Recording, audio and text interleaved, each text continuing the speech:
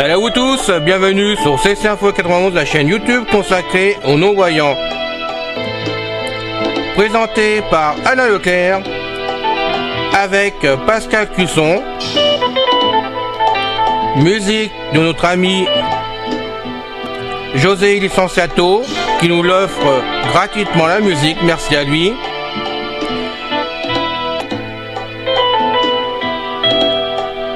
Soyez tous et bienvenus sur la chaîne. Notre liste de diffusion pour vous tenir au courant de ce qui se passe sur la chaîne.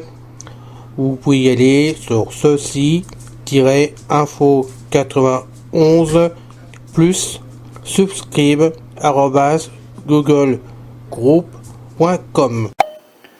Mes très chers amis, bien le bonjour, c'est encore une fois Pascal Cusson parmi vous pour la chaîne Ceci Info 91, chaîne destinée aux mâles et aux non-voyants, fondée par notre ami Alain Leclerc, chaîne destinée à vous informer sur une foule de sujets variés.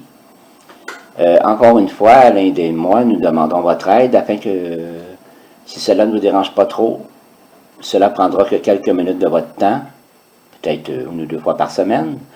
Nous aimerions que vous publiez le lien de la page principale de la chaîne Ceci Info 91 YouTube sur vos murs de réseaux sociaux et ainsi aussi dans vos emails, d'en parler à vos amis. C'est tout ce que nous vous demandons. Merci d'avance.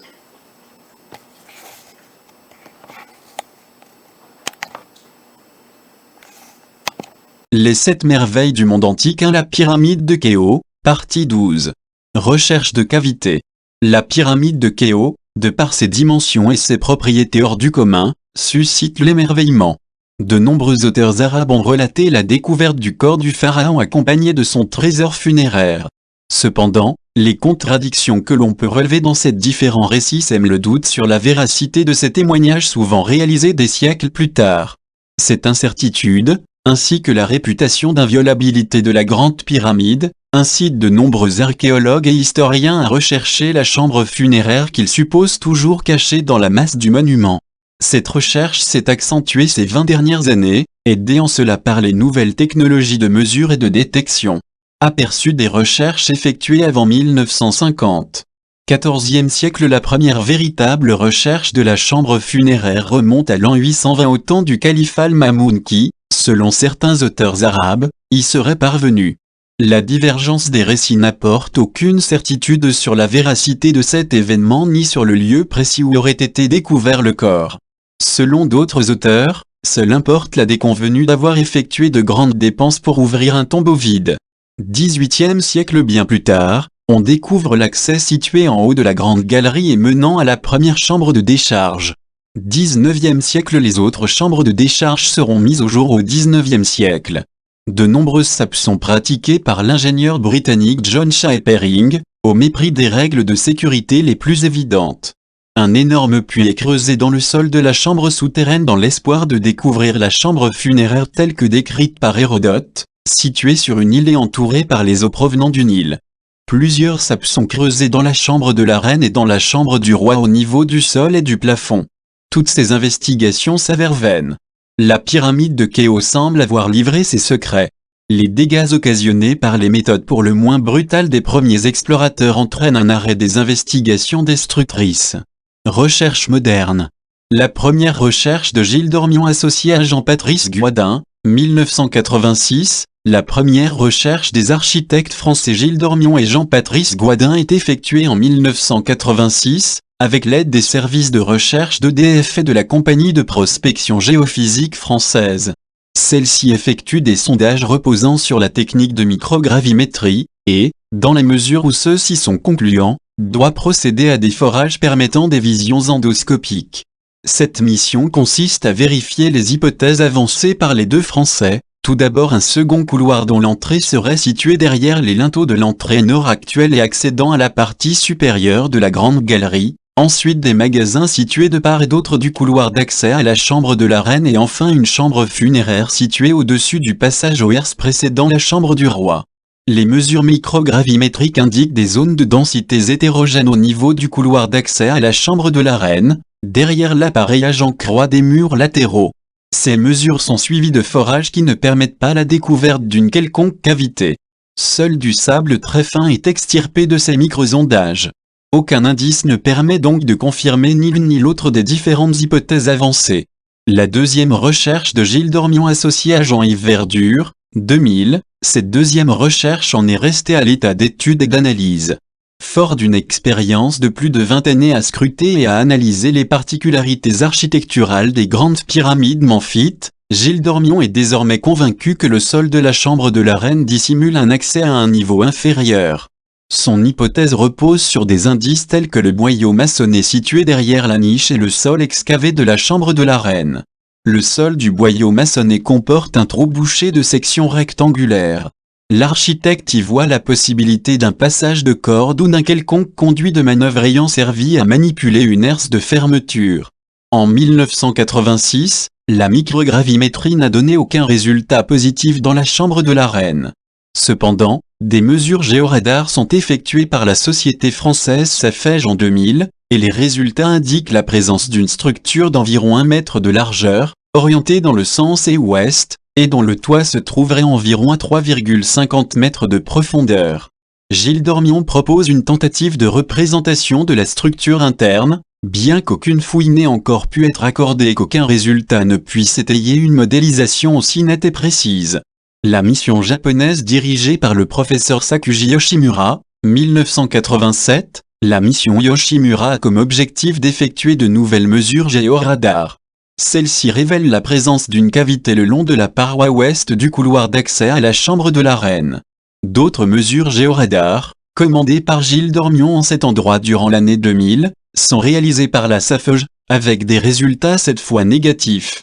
La théorie de Jacques Bardot et Francine Darmon, 2001, les archéologues français Jacques Bardot et Francine Darmon s'inspirent des résultats de la mission japonaise de Sakuji Yoshimura, en vue de démontrer la présence de cavités, toujours situées parallèlement à l'ouest du couloir d'accès à la chambre de la reine.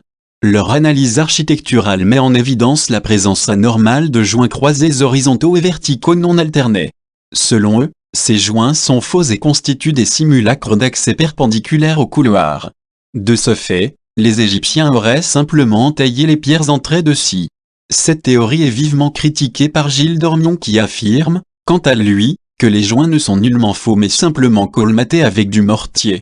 Selon ce dernier, ces pierres sont disposées ainsi parce que le plan de la pyramide a été modifié à cet endroit et que certaines cavités, qu'il suppose être des magasins, ont été comblées et obstruées. Aucune fouille n'a encore permis de valider ou non cette hypothèse. Le projet UPUO. Le projet UPUO est un projet d'exploration, proposé au début des années 1990, des conduits d'aération de la pyramide de Khéops, mené par l'ingénieur munichois Rudolf Gantenbrink et une équipe d'archéologues, architectes et ingénieurs du Deutsches Archäologisches Institut, sous la direction de l'égyptologue René Stadelmann. Des robots high-tech, ils mirent au point 2 robots UPUO et UPUO-2, équipés de caméras et d'instruments de mesure de haute technologie, afin d'explorer les conduites de la chambre de la reine, dont le débouché en surface n'avait jamais été localisé et dont l'exploration visuelle n'avait été que très partielle. Les découvertes de 1994 En 1994, une première exploration du conduit nord, dont le trajet coudé dans les premiers mètres, ne révéla guère qu'une barre de sondage métallique utilisée en 1872 par l'ingénieur britannique Wayne Dixon, auteur de la découverte des conduits, et une longue pièce de bois. Ces barres se révélèrent très gênantes pour la suite de l'exploration. Une autre pièce de bois, percée de 2 trous fut aussi découverte dans ce même conduit. Zayawas pense que ces morceaux de bois faisaient partie des objets dont certains ont été découverts par Wayne Dixon en 1872. L'équipe porta alors ses efforts sur l'exploration du conduit sud, rectiligne.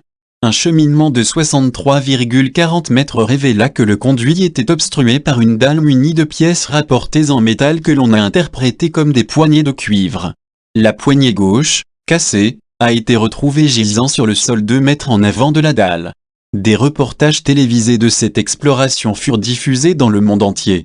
L'objectif était officiellement de localiser avec précision les sorties de ces conduits, de manière à envisager l'aménagement d'un système d'aération du dispositif interne de la pyramide, qui ne fut finalement installée qu'au début des années 2000, à partir des conduites de la Chambre du Roi, par le Conseil suprême des Antiquités égyptiennes.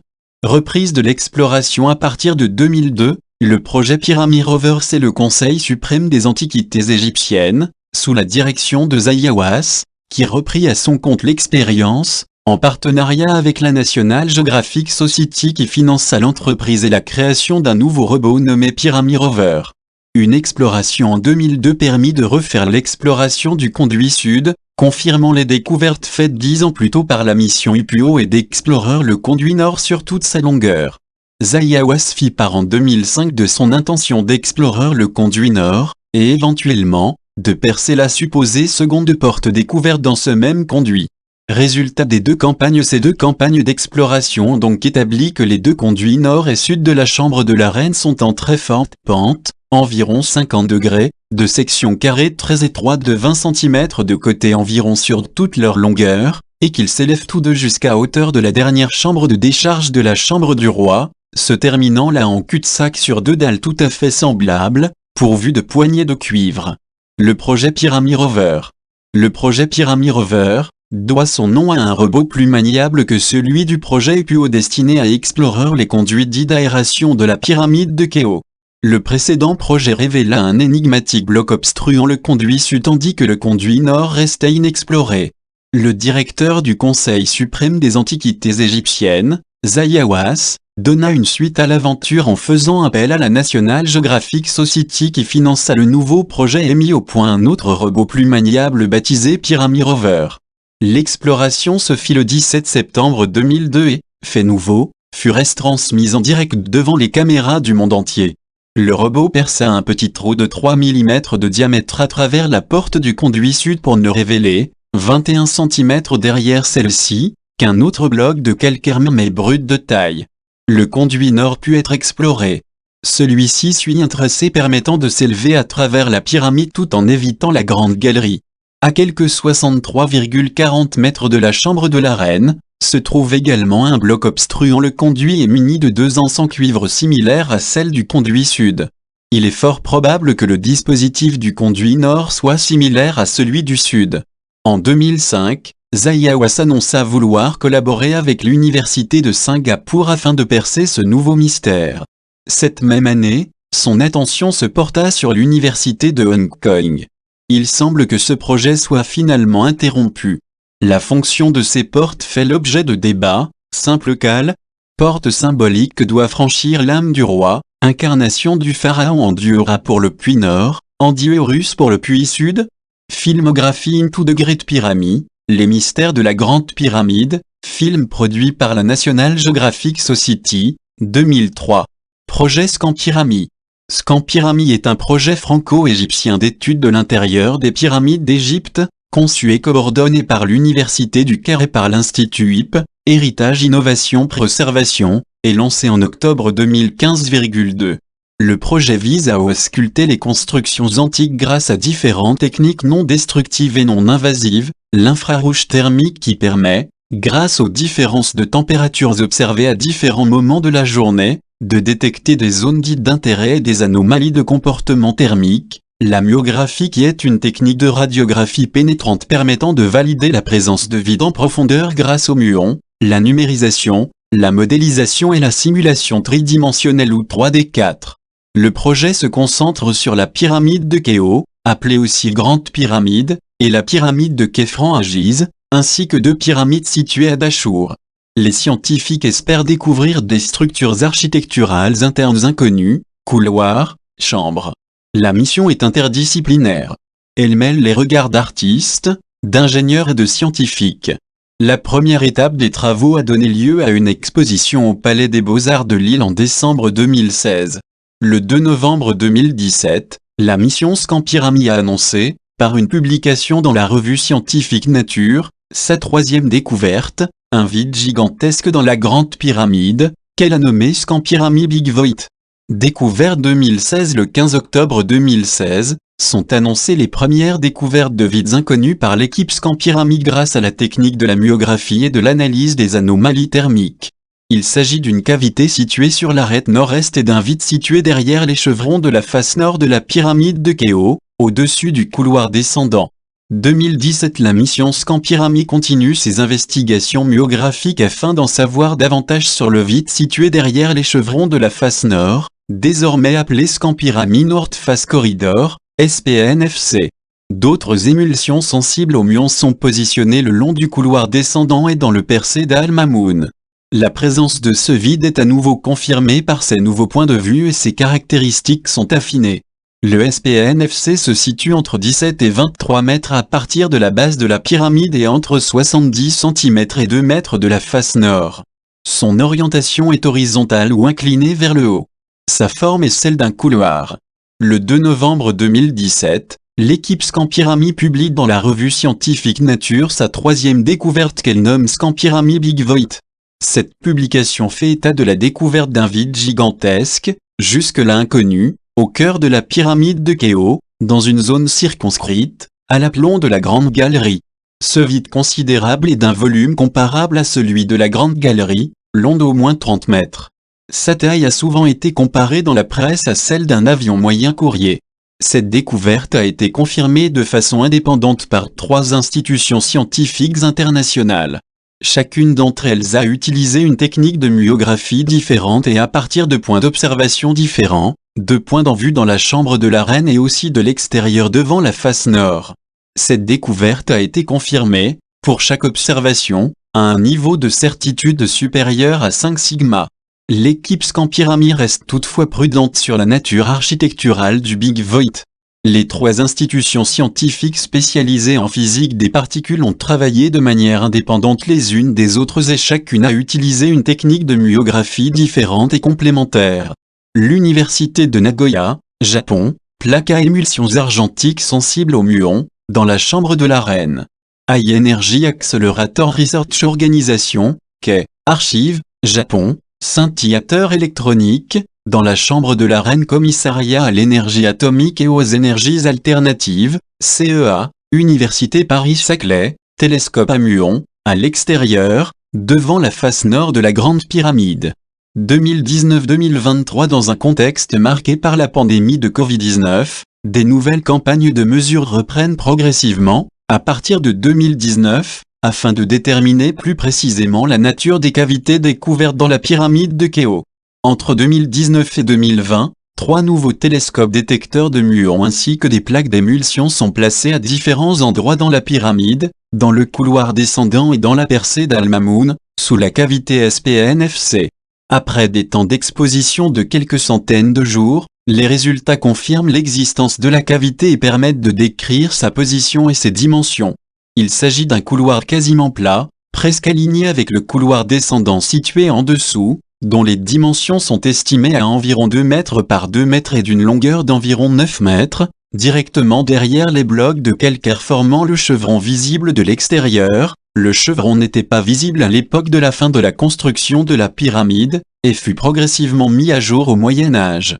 En novembre 2020, février 2022 et octobre 2022, 3 campagnes de mesures par télédétection sont réalisées par l'Université technique de Munich et l'Université du Caire, à partir du chevron extérieur de la pyramide. Les techniques utilisées sont le radar à pénétration de sol et le contrôle par ultrasons. Ces mesures confirment également la présence d'une cavité derrière le chevron. Le 24 février 2023, après avoir obtenu l'autorisation du comité scientifique du Conseil suprême des antiquités égyptiennes, présidé par Zayawas, le forage d'une petite ouverture sous le SPNFC est effectué, permettant le passage d'un endoscope d'un diamètre de 5 mm. Les premières images de la cavité sont obtenues et semblent confirmer les mesures obtenues par les détecteurs. La cavité, vidée avec un plafond à chevron, ne paraît pas communiquer avec d'autres pièces. Le 2 mars 2023, 2 articles, intitulés Precise Characterization of a Corridor Shaped Structure in Kufus Pyramid by Observation of Cosmic Ray Muon, publiés dans Nature Communication, vol 14, numéro 1, 2 mars 2023, page 1144, ISSN 2041, 1723, DOI 10.1038 S 414 67, 023, 363 51, 0, par Sébastien Procureur, Kunihiro Morishima, Mitsuaki Kuno et Yuta Manabe, et l'article intitulé Localisation and Shade Determination of Hidden Corridor in the Great Pyramid of Giza Using Non-Destructive Testing, par Mohamed El Karmoti, Johannes Rupfl, Khalid Elal et Mohamed Cholkami, édité chez NDTE International, mars 2023, page 100 2809, doigt 10.1016 Gintin, 2023, 100 2809, ainsi qu'une vidéo intitulée Scampirami SP. NFC 2023 report édité chez HIP Institute, sont publiés et dévoilent au public les découvertes récentes, dont les images de la cavité SPNFC. D'après Mostafa Waziri, chef du Conseil suprême des antiquités égyptiennes, dans un article intitulé Scientist Reveal Hidden Corridor in Great Pyramid of Giza rédigé par Aidan Lewis, publié dans Reuters, 2 mars 2023, la cavité SPNFC pourrait avoir comme fonction de répartir les charges autour du couloir descendant, comme les chambres de décharge et la voûte à chevrons au-dessus de la chambre du roi. Il ajoute que d'autres investigations seront nécessaires afin d'explorer plus en détail la cavité. Réaction de la part des égyptologues le 3 novembre 2017, l'égyptologue Zahi Hawass venait de publier, en octobre 2017, avec Marc Launay un ouvrage intitulé Giza et les pyramides, une histoire définitive, minimise la portée des travaux de l'équipe en insinuant qu'elle a survalorisé sa découverte. La pyramide est pleine de cavités mais cela ne veut pas dire qu'elles abritent des chambres secrètes ou qu'il s'agit d'une nouvelle découverte. Les différents membres de Scampirami déclarent leur surprise devant ces critiques alors qu'ils n'ont jamais utilisé le terme de chambre secrète. Le même jour, le secrétaire général du Conseil suprême des antiquités égyptiennes, Mostafa Waziri, critique également l'équipe. L'équipe scientifique n'aurait pas dû se précipiter, le travail doit se poursuivre selon les étapes de la recherche scientifique et doit être discuté avant toute publication. Ces prises de position font l'objet de critiques de Khaled El Enani, le ministre des Antiquités égyptiennes qui déclare le 4 novembre 2017, « Le vide découvert dans la Grande Pyramide par Scampirami est une nouvelle révélation », précisant que « ce qui a été découvert est nouveau et plus grand que toutes les cavités connues ». À l'inverse, des égyptologues ont salué la découverte. Yuki Norikawa déclare que c'est sûrement la découverte du siècle. Il y a beaucoup de théories à propos des pyramides mais aucune n'avait imaginé un vide aussi important au-dessus de la Grande Galerie. Peter Dermanulian, égyptologue à Harvard, qualifie la découverte de contribution potentiellement majeure pour la compréhension de la Grande Pyramide. Pour les physiciens, la publication de 2017 de l'équipe Scampirami, relevant plus de la physique des particules que de l'égyptologie, est aussi commentée par des physiciens. Lee Thompson de l'université de Sheffield qualifie la découverte du Scampirami Big Void, validée par 3 équipes indépendantes, de très robuste. Christophe Emory, physicien au laboratoire national de Los Alamos la considère comme impressionnante. Luis Walter Alvarez, prix Nobel de physique, fut le premier à avoir eu l'idée d'utiliser, en 1965, la tomographie muonique pour l'étude des pyramides. Il étudia avec les technologies de l'époque la pyramide de Khéops sans rien y trouver. Jerry Anderson, physicien et membre de l'équipe d'Alvarez dans les années 60 s'est déclaré enthousiasmé et très satisfait par les résultats de la mission Scampirami, regrettant, avec humour, d'avoir travaillé, à l'époque sur la pyramide de Khéops au lieu de Khéops. Dans les médias, de nombreux médias français et étrangers ont reconnu dans la découverte du Scampirami Big Void l'un des événements scientifiques les plus marquants de l'année 2017, Le Monde, Le Figaro, Radio-Canada, Yahoo, France Info, Euronews, NBC News, L'Avanguardia, etc. Le même jour, 2 mars 2023, que la publication de la découverte du Scampirami North Face Corridor, une conférence de presse est organisée par le ministre égyptien du Tourisme et des Antiquités, Ahmed Essa, devant la Grande Pyramide. L'information est reprise par un grand nombre de médias généralistes à travers le monde. Productions annexes. Exposition du 10 décembre 2016 au 19 février 2017, s'est tenue au Palais des Beaux-Arts de Lille, la première exposition de Scampirami. Retraçant la première année de travail sur le terrain et les 2 premières découvertes de la mission. Cette exposition, mêlant science, art et technologie, reflétait l'interdisciplinarité de la mission. Pour la partie scientifique, 3 techniques étaient expliquées, la thermographie infrarouge, la radiographie par muon et la simulation 3D. Pour la partie artistique, l'exposition présentait des photographies des pyramides et des membres de la mission réalisées par Philippe Bourseiller, des dessins de François Chuitan, cofondateur de l'Institut HIP, et des peintures d'Alexandre Obolensky. Film documentaire. Un documentaire de 85 minutes, a été produit par Bonne Pioche, France Télévisions et la NHK. Intitulé Kéo, mystérieuse découverte et diffusé sur France 5 le 28 novembre 2017, il réalisait la meilleure performance de l'émission Science grand format avec 1,4 million de spectateurs. Réalisé par Florence Tran, il retrace le déroulement de la mission jusqu'à la découverte de Big Void. Le film est disponible sur le site de France Télévisions. Aux États-Unis, il a été diffusé sous le titre Scanning de Pyramide le 24 janvier 2018 sur la chaîne publique PBS. Fin du podcast, bye bye, ciao. C'est fini les amis. Merci d'être passé sur la chaîne. Je vous dis à bientôt avec Pascal. Pensez à vous abonner, c'est important pour nous. Pensez à venir sur notre forum, c'est aussi important pour nous. Bye bye les filles. Salut les gars. À bientôt.